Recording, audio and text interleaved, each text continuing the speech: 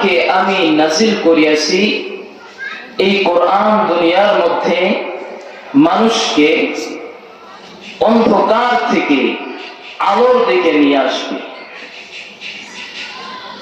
কেমন অন্ধকার?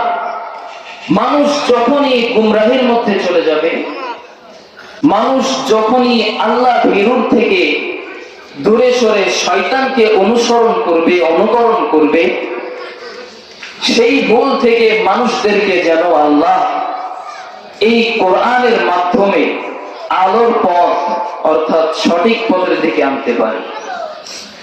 এই জন্য এই কোরআনকে আল্লাহ রব্বুল আলামিন এই দুনিয়ার মধ্যে পাঠাইছেন।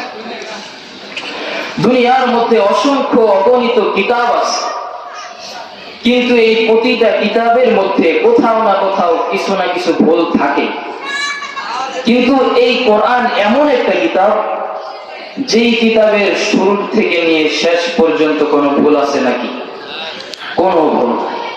আল্লাহ তাআলা বলতেছেন, আলিফ লাম মিম যালিকাল কিতাবু লা রাইবা ফীহি হুদাল লিল মুত্তাকিন।